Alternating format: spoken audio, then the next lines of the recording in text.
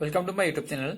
आज के वीडियो में हम डिस्कस करेंगे एनसीईआरटी मैथमेटिक्स ग्रेड 8 का चैप्टर नंबर 3। तो आइए देखते हैं क्या इसके मैथ्स। एक्सरसाइज स्टार्ट करने से पहले हमें कुछ इंपॉर्टेंट टर्म जान लेने पड़ेंगे। देखिए, सबसे पहले polygon. A polygon is any dimensional shape formed with straight line. क्या पॉलीगन होने के लिए क्या होना पड़ेगा? स्ट्रेट लाइन, मतलब लाइन सेगमेंट होना पड़ेगा। देखिए, लाइन सेगमेंट होना पड़ेगा और फिगर क्लोज होना पड़ेगा। तो ये भी एक पॉलीगन है, ये भी एक पॉलीगन है, ये पॉलीगन नहीं है, क्योंकि देखिए यहाँ पे स्ट्रेट लाइन्स हैं, लाइन सेगमेंट्स हैं, लेकिन यहाँ पे एक कर्व है। ये कर्व होने के कारण क्या हुआ? ये पॉलीगन नहीं है। इसमें भी देखिए लाइन सेगमेंट्स हैं, लेकिन ये क्या कर रहे हैं? एक दूसरे को इंटरसेक्ट कर रहे हैं। अगर इंटरसेक्ट करेगा तो ये पॉलीगन नहीं होगा, तो ये भी पॉलीगन नहीं है। मतलब कि पॉलीगन होने के लिए इन सिंपल क्या है? फिगर क्लोज्ड होना पड़ेगा, साथ ही लाइन सेगमेंट उसमें होने पड़ेंगे, सिर्फ लाइन सेगमेंट होने पड़ेंगे, कर्व या फिर इंटरसेक्टिंग पॉइंट नहीं होना चाहिए। इसके बाद हम आते हैं कन्वेक्स पॉलीगन और कनकेव पॉलीगन। देखिए, कन्वेक्स पॉलीगन का डेफिनेशन क्या है? ए polygon with all it's interior angles less than 180 degree. अगर इसके जितने भी इंटीरियर एंगल होंगे 180 डिग्री से कम होगा तो क्या होगा? वो कन्वेक्स पॉलीगन होगा।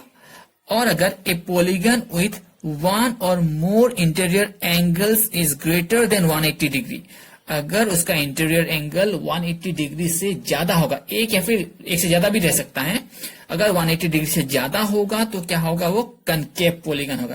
देखिए, डेफिनेशन पढ़ने से थोड़ा कंफ्यूजन हो जाते हैं हम लोग, इसलिए मैं आपको एक आसान ट्रिक बताऊंगा कि हमें आसानी से हम पता लगा पाएंगे कि वो कन्वेक्स पॉलीगन है या फिर कनकेव पॉलीगन है। तो आइए देखते हैं क्या है वो ट्रिक। तो देखिए, कन्वेक्स पॉलीगन है या फिर कनकेव पॉलीगन के लिए मैंने दो डायग्राम ड्रॉ कर लिए हैं। अगर उनका हम लोग डायमेंशन अगर ड्रॉ करेंगे, डायगोनल्स ड्रॉ करेंगे, अगर डायगोनल्स अंदर ही रहेगा तो वो क्या होगा? वो होगा कन्वेक्स पॉलीगन। अगर डायगोनल इस तरह से बाहर की ओर है, एक्सटीरियर है, तो क्या होगा? कनकेव होगा। मतलब इन सिंपल क्या है? अगर डायगोनल अंदर की तरफ इंटीरियर है तो कन्वेक्स होगा, अगर डायगोनल एक्सटीरियर बाहर की तरफ है तो क्या होगा? कनकेव होगा। तो अब आते हैं एक्सरसाइज पे। देखिए, क्वेश्चन नंबर 1 पे हमें कुछ फिगर्स दिए हैं, उन फिगर्स को हमें क्लासिफाई करना है। कौन सा सिंपल कर्व है, कौन सा सिंपल क्लोज्ड कर्व है, कौन सा पॉलीगन है और कौन सा कन्वेक्स है और कौन सा कनकेव पॉलीगन है। हमें उसको कैटेगराइज करना है, क्लासिफाई करना है। तो सबसे पहले देखिए, हमें सिंपल कर्व पहचानने का सबसे आसान तरीका क्या है? अगर हम कोई भी एक डायग्राम बिना पेन उठाए ड्रॉ कर सकते हैं तो उसको हम लोग क्या बोलेंगे? सिंपल कर्व बोलेंगे। देखिए, अगर हम लोग ये डायग्राम ड्रॉ करते हैं तो इधर से इधर ऊपर गया, ये नीचे आया, फिर ऐसा, पेन उठाए बिना ही हम लोग ये डायग्राम ड्रॉ कर सकते हैं। तो ये हो गया सिंपल कर्व। तो यहाँ पे हम लोग लिख देते हैं 1। इसके बाद ये वाला डायग्राम भी हम पेन उठाए बिना ही कर सकते हैं। तो ऐसा क्या, ऊपर की तरफ क्या, नीचे आया, तो ये भी होगा सिंपल कर्व। मतलब जो डायग्राम हम बिना पेन उठाए ड्रॉ कर सकते हैं वो सिंपल कर्व में आएगा। देखिए, अगर हमें ये ड्रॉ करना पड़े तो पहला सर्कल तो हम लोग ड्रॉ कर लिया, लेकिन दूसरा सर्कल ड्रॉ करने के लिए पेन उठाना पड़ेगा, तो ये सिंपल कर्व में नहीं आएगा। और देखिए, सिंपल कर्व होने के लिए दो चीजें हमें चाहिए। सबसे पहली चीजें, बिना पेन उठाए हमें वो डायग्राम ड्रॉ कर पाना पड़ेगा, और दूसरा, कोई भी वहां पे लाइन सेगमेंट्स या फिर कुछ भी हो, इंटरसेक्ट पॉइंट नहीं होना पड़ेगा। देखिए, इस वाले फिगर में इंटरसेक्टिंग पॉइंट है, इसीलिए ये सिंपल कर्व में नहीं आएगा। ये वाला डायग्राम हम बिना पेन उठाए कर सकते हैं, तो ये क्या होगा? सिंपल कर्व होगा। इसके बाद देखिए, ये वाला डायग्राम भी हम बिना पेन उठाए कर सकते हैं, आसान है, तो ये भी हो गया सिंपल कर्व। उसके बाद ये वाला डायग्राम भी हम बिना पेन उठाए ड्रॉ कर सकते हैं, तो ये भी हो गया सिंपल कर्व। लेकिन ये वाला देखिए, ये वाला डायग्राम हमें दिखने से लग रहा है कि हम बिना पेन उठाए ड्रॉ कर देंगे, लेकिन क्या यहाँ पे एक इंटरसेक्टिंग पॉइंट है, छोटा सा पॉइंट है। देखिए, अगर हम लोग ये सर्कल यहां से करते हैं, ड्रॉ करते हैं, कट के बाद जब ये यहाँ पे ज्वाइन होगा, ज्वाइन होने के बाद ही ये जो स्ट्रेट लाइन है, स्ट्रेट लाइन नीचे आएगा, तो यहाँ पे एक छोटा सा इंटरसेक्टिंग पॉइंट है, आप समझने की कोशिश करिएगा, ठीक है। तो इसी तरह यहां भी एक इंटरसेक्टिंग पॉइंट है, तो इसीलिए ये सिंपल कर्व में नहीं आएगा। तो सिंपल कर्व होने के लिए क्या होना पड़ेगा, हमें वो डायग्राम बिना पेन उठाए ड्रॉ कर पाना पड़ेगा, साथ ही इंटरसेक्टिंग पॉइंट वहां पे होना नहीं पड़ेगा। इसी तरह से अभी simple close curve, simple close curve क्या है, तो ये सिंपल कर्व क्या था, सिंपल कर्व था बिना पेन उठाए ड्रॉ कर सकते हैं, और ये क्लोज भी है, तो ये भी यहाँ पे लिख सकते हैं, तो ये भी क्लोज है, तो ये भी यहाँ पे लिख सकते हैं। तो ये तो सिंपल कर्व था ही नहीं, तो सिंपल क्लोज कर्व तो होगा ही नहीं। ये भी हम लोगों ने सिंपल कर्व में लिखा नहीं था, अगर सिंपल कर्व नहीं है तो सिंपल क्लोज कर्व भी नहीं होगा, इसलिए इसे भी कैंसिल करते हैं। तो ये सिंपल है और क्लोज्ड भी है, तो ये भी हम लोग यहां लिख सकते हैं। इसके बाद देखिए ये भी सिंपल है और क्लोज्ड है, तो ये भी यहां लिख सकते हैं। ये भी सिंपल है, क्लोज्ड है, यहाँ पे लिख सकते हैं। ये सिंपल हुआ ही नहीं, तो सिंपल हुआ नहीं तो सिंपल क्लोज कर्व में भी नहीं आएगा, तो इसे हम लोग सिलेक्ट नहीं करेंगे। इसके बाद देखिए पॉलीगन, पॉलीगन के लिए मैंने क्या कहा था, पॉलीगन के लिए लाइन सेगमेंट होने पड़ेंगे, साथ ही क्या होना नहीं पड़ेगा, इंटरसेक्टिंग नहीं होना पड़ेगा। तो यहाँ पे देखिए लाइन सेगमेंट कहाँ कहाँ है, तो लाइन सेगमेंट यहाँ है, सारे लाइन सेगमेंट है, तो हम लोग यहाँ पे लिख सकते हैं 1, तो इसमें भी लाइन सेगमेंट है, यहाँ पे 2 लिख सकते हैं। यहाँ पे लाइन सेगमेंट नहीं है तो ये पॉलीगन नहीं है। यहाँ पे लाइन सेगमेंट है लेकिन ये एक दूसरे को इंटरसेक्टिंग कर रहे हैं, इसीलिए ये पॉलीगन के अंडर नहीं आएगा। उसके बाद यहाँ भी लाइन सेगमेंट, 2 लाइन सेगमेंट है, लेकिन यहाँ पे थोड़ा सा कर्व बना हुआ है, इसीलिए ये पॉलीगन के अंडर नहीं आएगा। तो इनमें तो लाइन सेगमेंट है नहीं, तो ये पॉलीगन में नहीं आएंगे। इसके बाद देखिए कन्वेक्स पॉलीगन और कॉनकेव पॉलीगन। मैंने कन्वेक्स पॉलीगन में क्या कहा था, जब भी हम लोग डायगोनल्स ड्रॉ करेंगे, अगर डायगोनल्स इंटीरियर अंदर के तरफ रहेगा तो क्या होगा, कन्वेक्स होगा।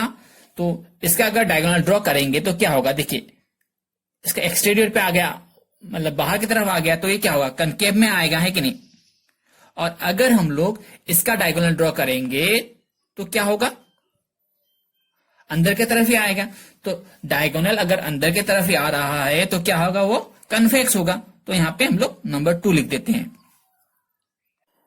क्वेश्चन नंबर 2 में हमें पूछा गया है, how many diagonals does each of the following have.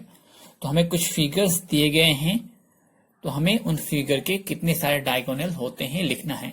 तो डायगोनल निकालने का 2 तरीका है, एक हम लोग फॉर्मूले से भी निकाल सकते हैं, नहीं तो हम डायग्राम को ड्रॉ करके डायगोनल्स ड्रॉ करके भी निकाल सकते हैं। तो पहले हम लोग फॉर्मूले से कैसे निकालते हैं देखते हैं। देखिए डायगोनल्स का फॉर्मूला क्या है, तो डायगोनल का फॉर्मूला है number of diagonals equal n bracket n minus 3/2।